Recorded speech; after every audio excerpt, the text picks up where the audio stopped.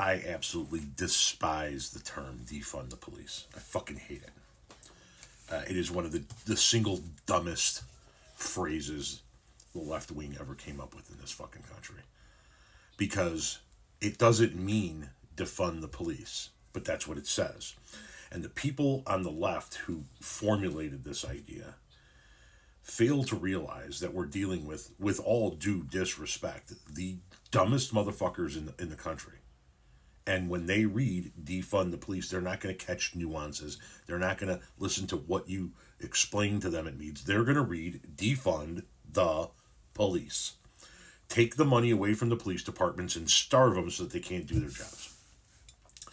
And that's not what defund the police is about.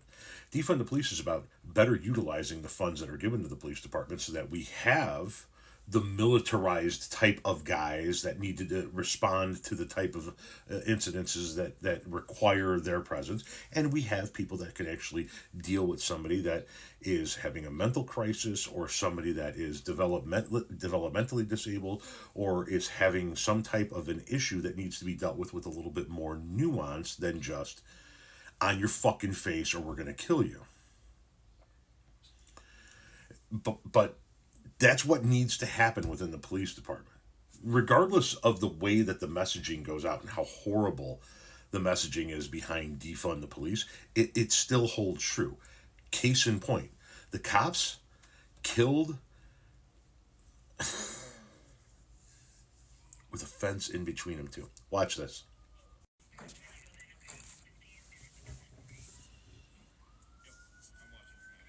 Witness video captured Idaho police officers opening fire on an autistic teenager behind a fence as he walked towards them with a knife.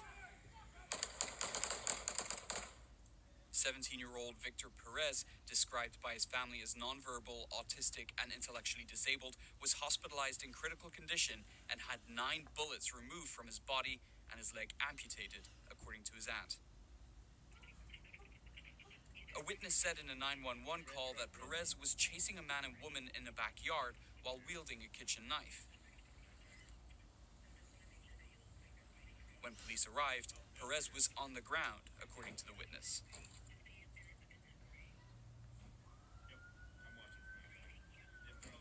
Perez stood up and walked towards the officers with the knife in his hand. Then officers shot repeatedly. There is no indication the police were aware of the boy's conditions. I know the position of the police, but only one can at least stop him. If you have to shoot, okay, only one. But what the heck, what was that? 9 bullets. They took 9 bullets out of that kid. Pocatello Police Chief Roger Shea addressed the incident. In situations like this, officers must make decisions in seconds. They assess threats, not just to themselves, but to those nearby. In this case, 2 individuals were within a few feet of an armed, non-compliant individual.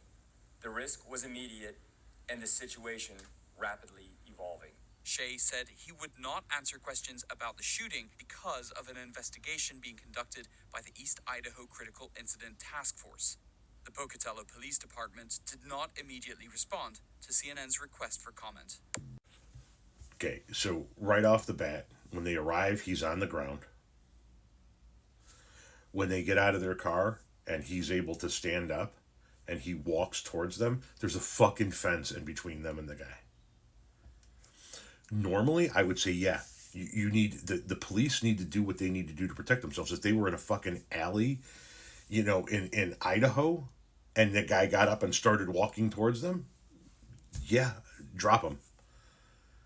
There was a fucking fence in between them.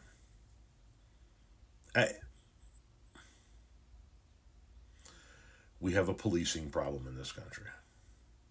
And we need to seriously address the problem we have with policing.